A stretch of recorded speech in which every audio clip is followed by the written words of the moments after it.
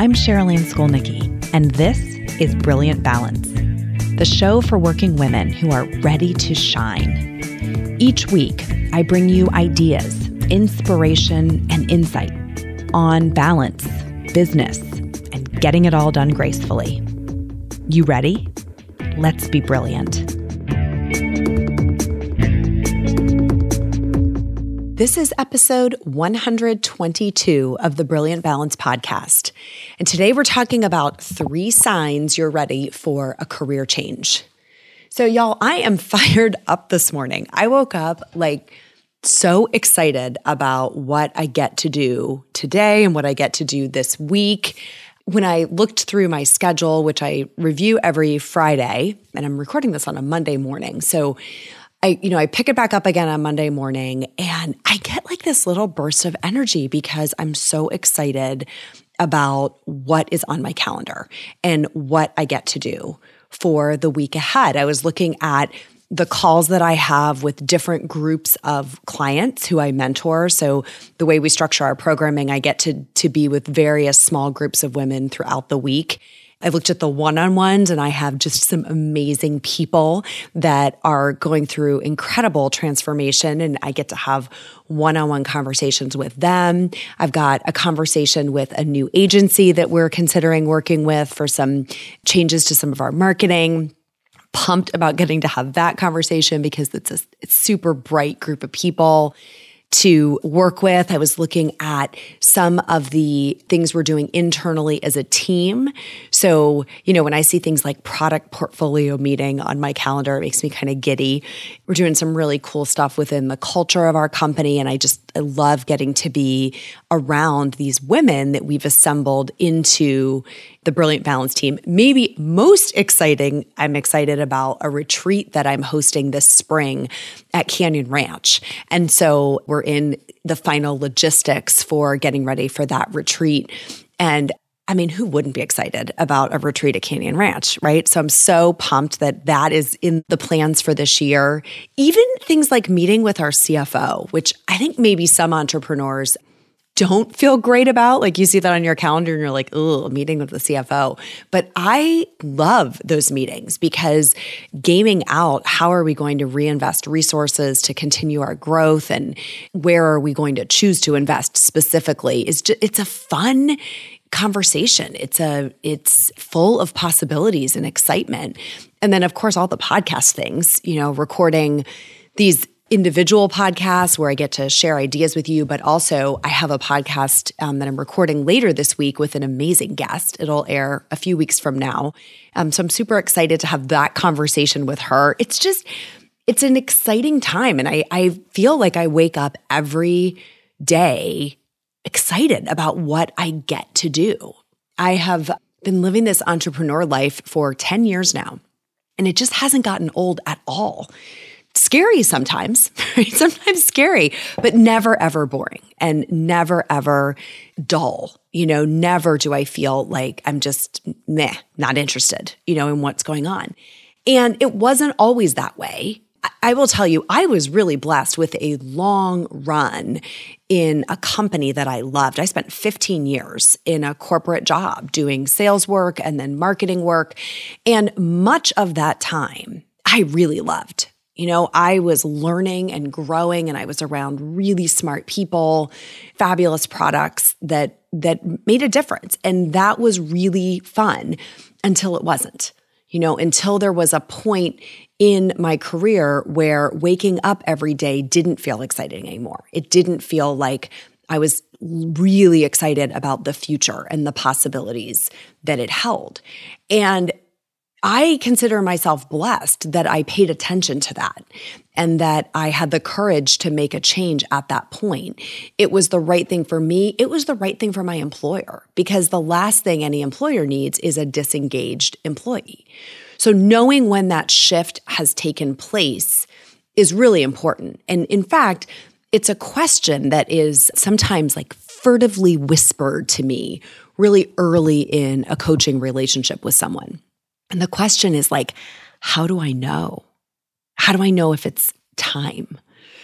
for a change. And they sort of whisper it like it's a bad word, like we're on this blasphemous territory. But it's a really important question. And there's not one right answer per se. There's not always the same pattern, but there are some themes that are worth exploring. And that's what we're going to do in today's episode, because this really matters. When you're ready for a change and you're not paying attention to the signs, it's not good for you. It's not good for your family. It's not good for your company. And so it's important that you pick up on these signs. So I'm going to talk about a few of them today. There are more. This is not a comprehensive list of every single way that you would know, but I think if you are experiencing one or more of these three, it's probably a good indication that it's time for a change. That it's time for you to start exploring what other options might look like. Okay. So the first one is when you just don't care about anything anymore. You don't care about the mission of the company or the purpose, like what the company exists for is no longer interesting or exciting to you. You don't care about the goals. You go to a meeting and they're establishing quarterly goals or annual goals and you're like, who cares? Right? Blah, blah, blah. Here we are again talking about goals. You don't care about the work. You look at your calendar for the week, the projects that are on there, the meetings, the tasks you have to do, and you are like, I just do not care. And that sometimes even transcends into you don't care about the people.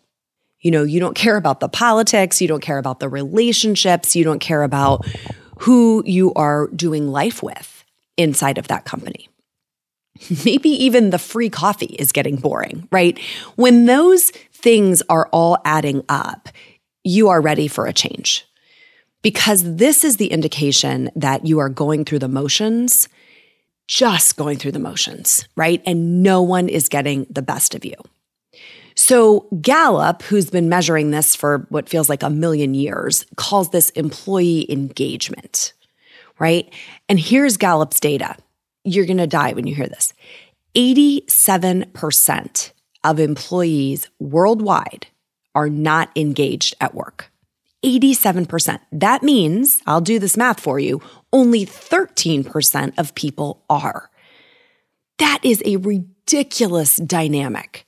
87% of people just going through the motions, just trading all of their time in their life for something they do not care about, just mailing it in.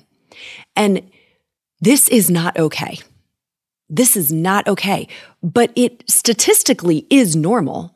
So when you go out into the world and you lament not loving your job, not feeling particularly engaged, not really caring, you're going to get a lot of validation for that.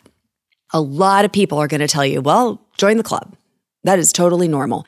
Because it is normal today. When 87% of people are disengaged, it is normal. It is more likely that you are disengaged than that you are engaged. And so people will validate you for feeling this way, but they shouldn't.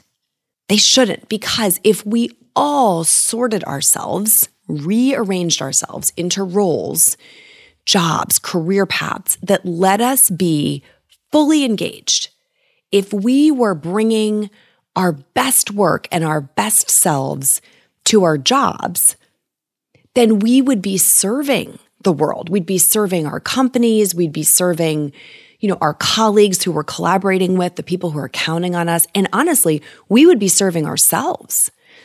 We would be alive again. We would be serving our families because that energy spills over into your life when you come home from work. So this one, I'm starting here because this is the big kahuna, right? This one is the most important. When you find that you have moved into apathy, you just don't care about any of it. That is the biggest, most flashing red light sign that you are ready for a change. Okay? So the thing is, it's hard to acknowledge that. It's psychologically painful to acknowledge that. It can call up a lot of stuff. It can be really scary. So what happens is the second dynamic, which is you rationalize. Okay? Rationalizing is when you tell yourself you're staying for a reason. So when you find that you're telling yourself or you're telling your spouse or you're telling whoever that you're staying for a reason, like the money, the perks, the benefits, the flexible work arrangement, whatever it is, the location, it's so convenient. You tell yourself you're staying for some reason other than, I really enjoy this work. It uses my gifts and talents. I know I'm making a contribution here. Any reason other than that. You tell yourself that's why you're staying, right? That's rationalizing. And this has become a socially acceptable practice. Socially acceptable to say, well, but I make great money and I have benefits and I just, I can't leave. Hey friend, ever wondered why you're so tired all the time? Why you need that afternoon caffeine hit every day just to stay in the game? Hint, you probably need more sleep. So I created something just for you. It's my 7-day sleep makeover. I'll teach you the 3 steps you need to move from exhausted to energized so you can live out your brilliant dreams. Head to brilliantbalance.net/sleep and start your sleep makeover today. You're going to love this. So hear me clearly. This is fear talking. Okay? What it is saying is that there is no way you will ever sort the cards to a better outcome. So you better just stay where you are because this is as good as it gets. And that is fear talking. That is fear telling you that you can't have both, right? That you can't have work that you love and the money, work that you love and benefits, work that you love and a flexible work arrangement, right? When we say, I'm just staying because I make great money and I have benefits or whatever the things are that you're telling yourself, right? I can pick my kids up from school when I need to. They let me do that is something I'll sometimes hear people say. Well, of course you need to make money. And of course you need to have health care. And of course you need to pick your kids up from school. But if you allow yourself to believe that you have already found the only job on the whole planet that meets that criteria, that's rationalizing. That's fear talking. Okay? It's like you're letting yourself say, I'm staying because it's safe here. I'm safe. I've already taken care of these, bottom of the pyramid needs like food and shelter and housing, right? If you go back to Maslow's hierarchy, it's like we're saying that as long as those things are covered, then that's all that we really need to do. But what if it could be better? What then? Maybe it's a new path within your current company. Maybe you don't have to change anything about the employer or the benefits plan or the compensation, but maybe there's just different work that you could do inside the very same company that no one knows would light you up because you haven't told them. Maybe it's an entirely new path, and you got on this path 1,000,000 years ago because you went to school for it and you were going to use that degree. And this is the company that hired you out of college and you just haven't picked your head up since then. Sometimes it is an entirely new path, but you won't know, right? If you're not investigating what some of these options might be. So the way this pathway works is when you ignore your lack of engagement, you kind of shove that down and you start believing your rationalizations. Like, look at how rational I'm being. I'm doing the right thing. I'm staying because, the money and the benefits and the whatever are so important. Then you start to believe those rationalizations and you shove down the reality that you're ready for a change. It's time to make a shift to do something else. So then guess what happens? The third pattern, which is your subconscious starts to find ways to act out, right? It starts to rebel and misbehave. And this is where you may find yourself self-medicating after work, okay? So the third sign that you might be ready for a change is that you're self-medicating after work. And here's what I mean by that.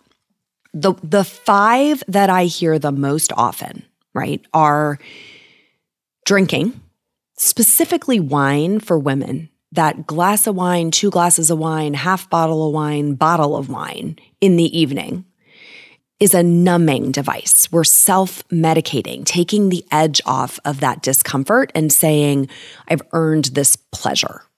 So drinking, specifically wine, is one of the ways that I see people self-medicating. Second way of self-medicating is food, specifically sugar. So all the sweet things. It's the sugary Starbucks drinks, it's the ice cream habit, it's the cookies, it's the candy. It's all the things that are making us feel better temporarily. We're soothing ourselves, self-medicating with food, most often sugar. Third one I see is shopping.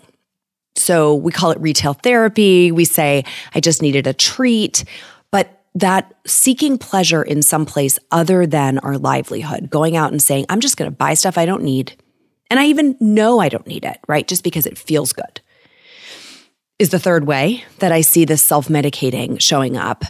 And then the last two are really numbing. Consuming media, I'll say. Like I was going to say Netflix, but it's really not just Netflix. It could be any kind of TV, any kind of movies, any kind of YouTube. But most often today, I would say it's Netflix. So just binge watching. I'm going to come home and all I really can do is get on that couch and just let myself numb out. And then I would say just 90 degrees off from that is social media. So the mindless scrolling. I'm going to scroll through Instagram, I'm going to scroll through Facebook, I'm going to scroll through whatever platforms you're on, just to kind of get this really light grade of numbing. So those 5 things, if you find that you're coming home from work and self-medicating by drinking or eating or binge watching or shopping, right, or scrolling, any of those are signs. They're like massive, big, heavy blankets that we're kind of trying to wrap up in to make ourselves feel better about the lack of joy, the lack of engagement, the lack of stimulation that we have from our work. So when you find that your habits are getting away from you and you can't really figure out why, you're like, I know I shouldn't be drinking this much, or I know I shouldn't be eating this, or I want to turn this TV off, but I just can't. That's a good signal to sort of pick your head up and ask yourself, what is going on here? What am I trying to avoid with these behaviors? Because this is really important, because this is kind of the final frontier before real health challenges show up, right? Hating your job is stressful, and stress has very well-known health risks. Things like colds and viruses at the low end, right? Like your immune system just gets suppressed. So you kind of catch everything that's going around. To at the, GI issues. So all the IBS and stomach issues and stomach upset, insomnia, so many women who will come and tell me, I just can't sleep well. I'm waking up in the middle of the night, or I can't fall asleep. Anxiety and depression are linked to stress, the symptoms related to both of those. And then, of course, heart attack, stroke. Like, it's no joke, right? To live under chronic stress year after year saying, I'm fine, it's fine. They're paying me well and I've got some benefits. I'm just going to stick it out here. That is a one-way train to some really scary things that can happen health-wise. So I want you, if you're listening today and recognizing yourself in some of these patterns, the 3 big ones we talked about today are you just don't care about anything work-related anymore. It's become like a place you go to bide your time, but you just don't care. Or 2, you say that you're staying for some reason other than the work, the money, the perks, the work arrangement, the rationalizing habits. Or 3rd, you find yourself self-medicating after work. If you are in any of these patterns and you're starting to recognize yourself in this, I just want you to reach out. I literally talk to women about this every single day. You can kind of quietly, anonymously go learn more about how I can help on the website. It's CheryllanneSkolnicki.com, and you can get a good picture of what we do there. But you can also have a conversation directly with me or with someone on my team about how we might be able to help. And I got to tell you, when I get like a Facebook direct message or an Instagram DM from someone who says, can you help me? This is my situation. I have 2 young kids. I have this advanced degree. I've been working in this career for 10, 15 years, and I just don't think I'm in the right place anymore. I can't figure out how I would get out because it's taking all my time and energy. I don't know what else I would do. I love those conversations because there are so many things that you can do. And again, it doesn't always mean leaving your job. Sometimes you can change things outside of your work and re-engage. Sometimes it's like the work is bearing the brunt of it, but when you sort the elements of your life outside of work and you start to feel more alive there, then you can carry that energy back into your work and kind of find a new life. So it doesn't even always mean leaving your job. In fact, I would say less than half the time it means leaving your job.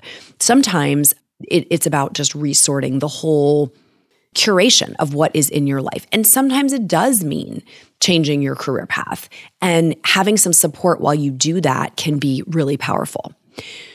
So definitely reach out if you want to have a conversation about that. More softly, if you want to find other women who are on that quest to be rock stars at work and at home, just come join us in the Facebook group. It's called Brilliant Balance, no other words, just Brilliant Balance. And that group is open to you and other women who are really trying to figure out, how do I get the pieces of my life rearranged so that I feel like a rock star at work and at home. So you'll really find your tribe there. It's a great place to kind of dip a toe in the water, be in a little bit more dialogue with us to see what we're all about. And then you can decide when you're ready to take that relationship to the next level and maybe be in one of our client groups. Okay, so this today was all about how do you know when it's time to make a career change. Next time on the podcast, we're going to talk about the opposite side of this coin, which is, what do you do when you love your work so much that you risk being a workaholic? And this is something I can definitely relate to. So I have lots of juicy stuff to share next week on this front. So if you are on the opposite side of the coin and you love your work so much so that you think, I'm probably working too much, you want to tune in next week. Okay. In the meantime, follow along on Instagram. We're at brilliant_balance or at Skolnicki. You'll get a lot of behind the scenes sneak peeks on those 2 accounts. And that is all for today, rock stars. Till next time, let's be brilliant.